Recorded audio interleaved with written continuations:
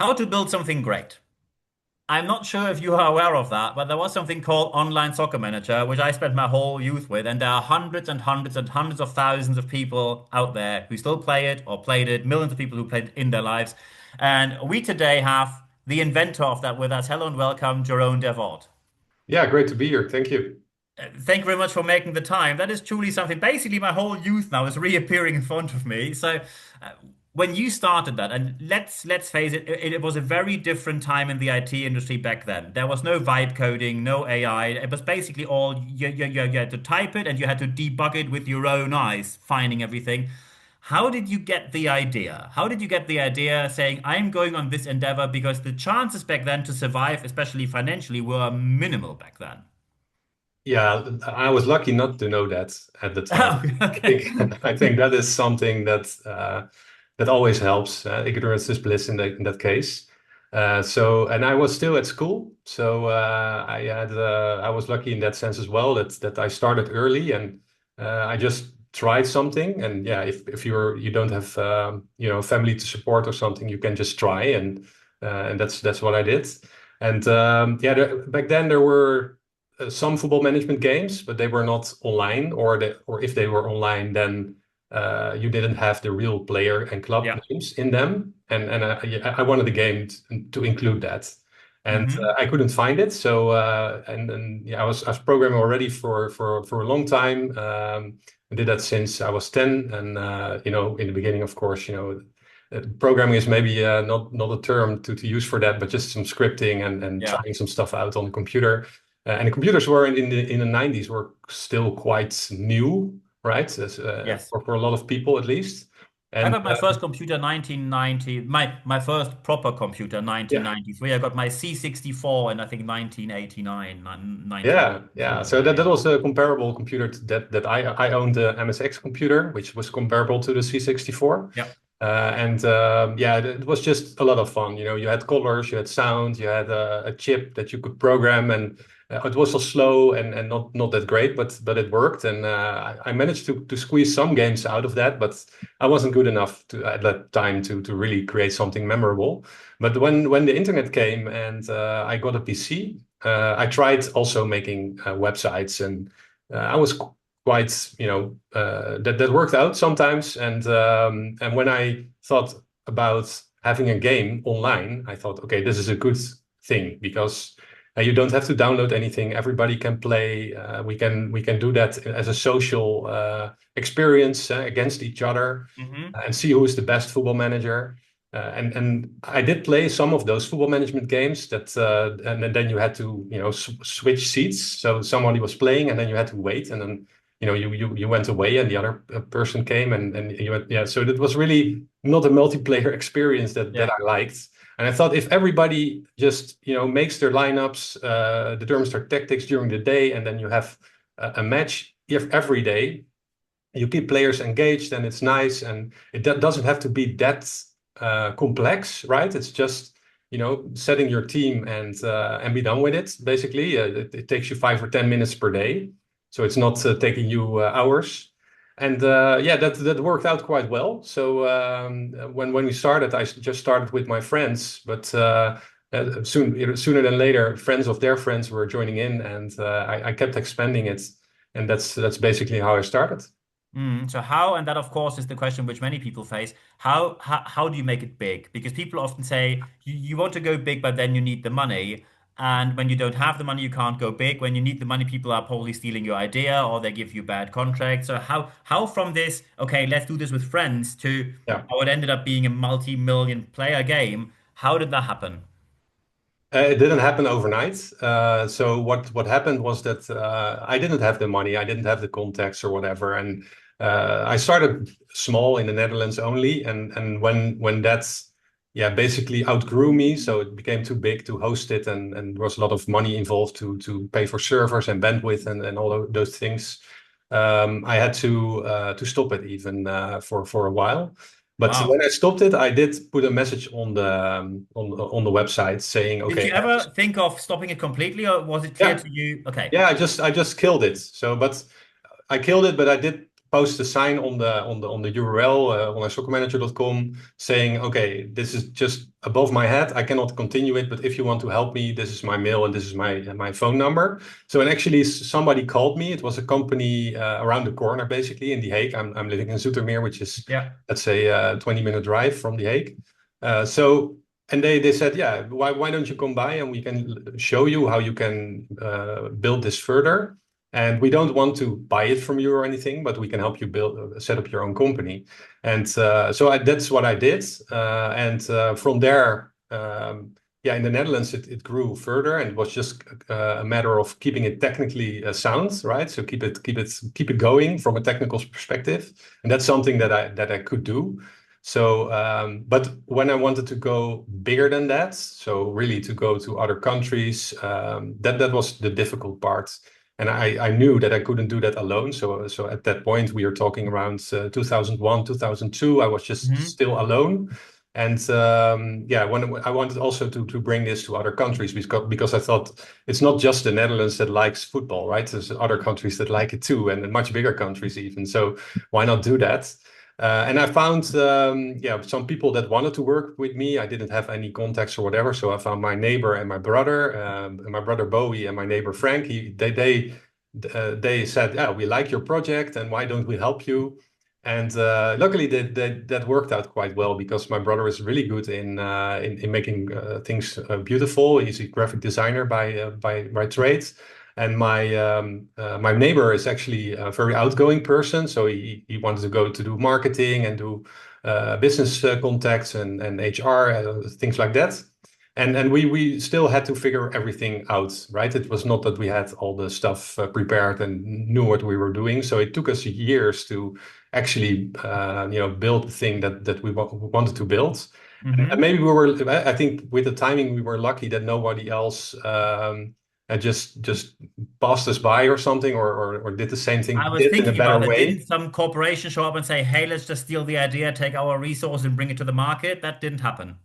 No, I think at that time the browser, it was a browser game originally, was really seen as a small market Okay. that wasn't really taken seriously. It still isn't really taken that much seriously, but a lot more than back then. And people were just the bigger corporations were focused on console and PC and but not on browser and mobile later, of course. So we could take our time figuring everything out. But then after a while, we created a lot of games also, and that was just not a good thing because we were too little people doing too many things. Sorry, too few people doing too many things, and yeah, we had to focus back on the one game that we knew had the potential, which was Online Soccer Manager. So I think around 2009, so 8 years later, so that's really a long time. We finally figured it out, and we stopped all the other games that we made. We made a national team manager and an entrepreneurial game and a Hmm. couple of other games that were really fun. But we said, okay, we'll do only Online Soccer Manager, focus all our efforts on that. And when we got some collaboration requests, because we did have the game, people were playing it, it was just not that big. We got some collaboration requests, and one was in the Arab world in Jordan, and they said, "Well, we want to work with you, so why don't you make an Arab version for us, right?" And that's quite difficult because it's a different language, also a different Yeah. character set, and a lot of technical details needed to be adjusted. But so it was a lot of work. But we could do it because we were just a team of five, but we worked all five on that project at that point. And of course, keeping the game alive that was there. And that worked out really well. And from then on, we kept growing and kept investing back all the money that we made. So we basically did it bootstrapped. Okay. When you now tell me you grew and you grew and you grew, isn't one risk there? Because when you start out, there's a certain vibe to these kind of we are five people, put all the effort in, this is our life and everything, and then you grow larger and larger and larger. And when you grow larger, there's always the risk of making things a bit corporate-like, where people say, that's not the vibe where I started here. Did this happen with you? Yeah, absolutely. That happened. Yeah. How do you handle it? Yeah, I think until 15 people, maybe 20, I was really happy also doing everything and bringing in some structure. So we created processes, we created guides, and if people came in, they were onboarded, and you have all kinds of things that the corporate things that you need to do if you grow bigger. You cannot just call out something and everybody knows it. You really need to have meetings and stuff. So Mm. so we introduced Scrum, for example. At that point, it was Agile around methods. Yeah. yeah, around 2010 we introduced that, which was really helping us making the most of the coming in, people coming in. So at some point we were with 50 people, right? So that's quite different from five. And at that point, I thought, okay, this is for me also a very different job. I liked also to be in the code and thinking about game features and thinking about marketing, all the stuff, right? To be like an entrepreneur, especially in the beginning, you can do everything. You need to do everything. And of course, there were some things I liked and others I didn't so much like, but I wanted to be involved in everything, and that became harder, and it was not the best thing to do. So I recognized that also. There were programmers that were better than me. There were marketers that were better than me. There were testers that were better than me. So it Hmm. was like you were walking there and making sure they could do their jobs. But yeah, you get all the meetings and all the overhead, and I didn't like that so much. So we struggled with that quite a lot. But because we were still growing and we made some strategic, I think, very good choices. So for example, when the mobile devices came along, right? The iPhone was introduced.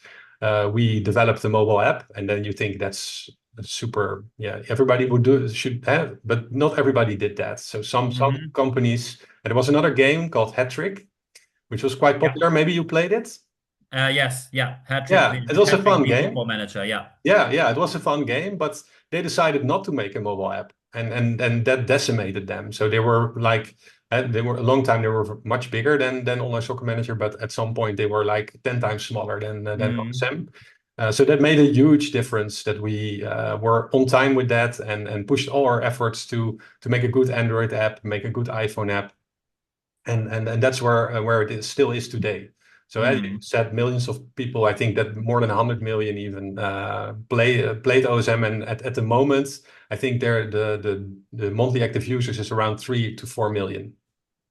Brilliant. When we now look at that, so you basically started this in your child's room, and then Yeah. it became an international corporation. Do you think that it's possible? Because that's a question many people have. Do you think it's possible that the same person is running the business from the scratch to international corporation? Because the demands when you're from scratch is basically debugging and getting people on board. When you're international, it's from tax compliance to investment bankers, investor relations, and a ton of international regulation. It's a completely different ball game, literally in this case. So, do you think that the same people can lead the business no matter where you are and which stage? Or is there a stage where you say it's better when you leave? Yeah, I think well, there are examples, of course. I think that show that people can do it, that they can grow with their business, and or maybe change with their business. I don't think it's necessarily always growth, but yeah, so it can be done. But I think for me, I recognize that even though I don't think I was a bad leader at that point, Hmm. I did make some mistakes, but I think that's everybody makes mistakes. But don't think I was doing a bad job or anything, but I wasn't liking it, right? So I thought, okay, I'm really eager to start something new, be back, at that point where you don't know what's going to happen. You have something that you believe in. You're working super hard to achieve it.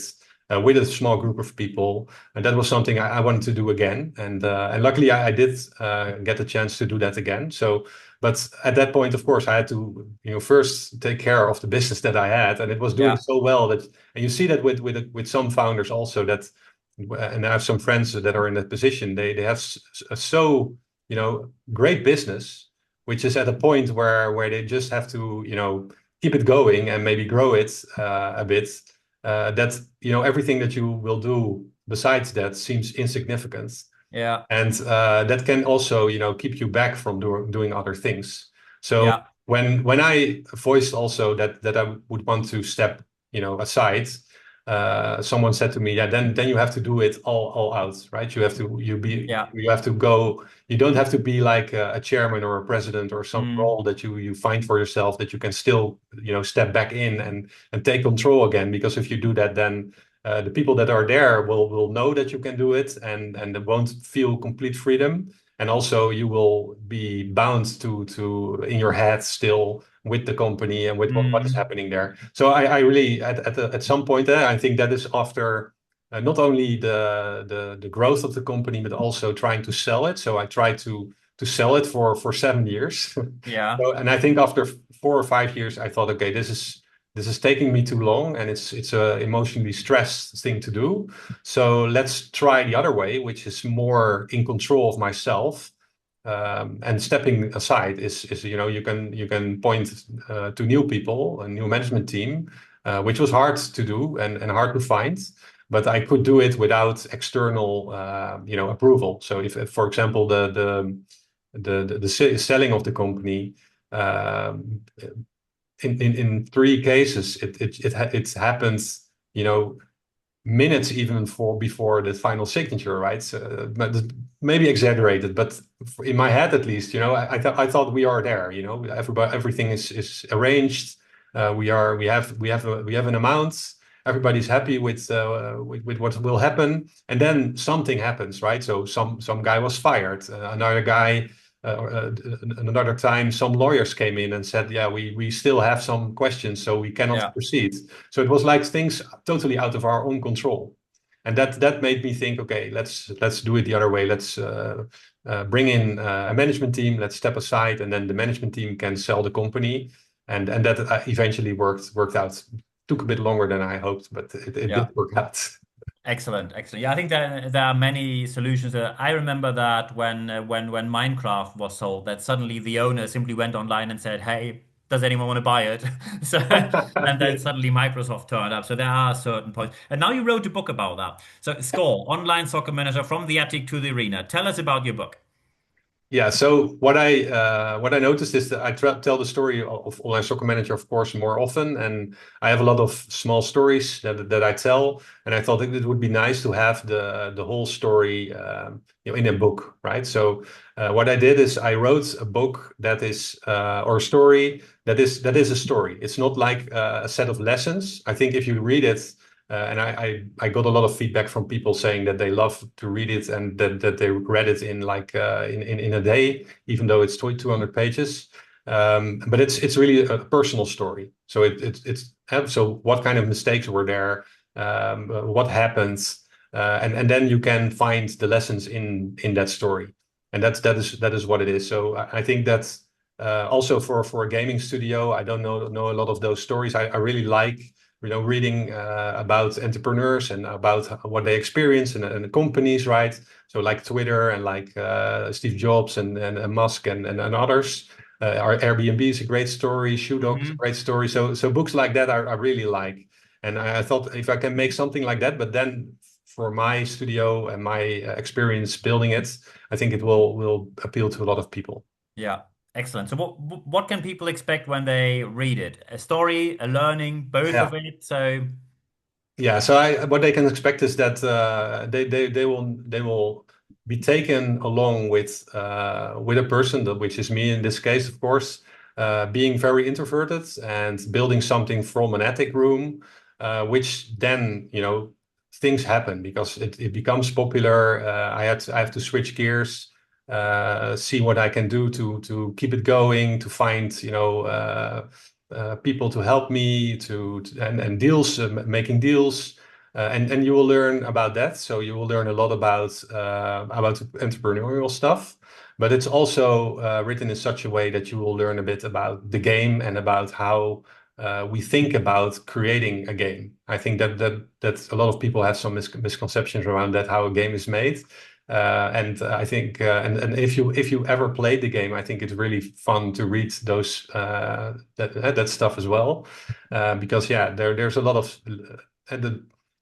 from the outside, it's a football management game, but there's a lot of elements in that that if you look closer, you're thinking, why is it built that way, and why is it not built another way, right? Mm. And also for what kind of processes were done in the company to come by a result like that. So I think that is also something that you will read about. And then eventually, one of the more exciting chapters, not even in the book, but also in my life was, making deals with football teams.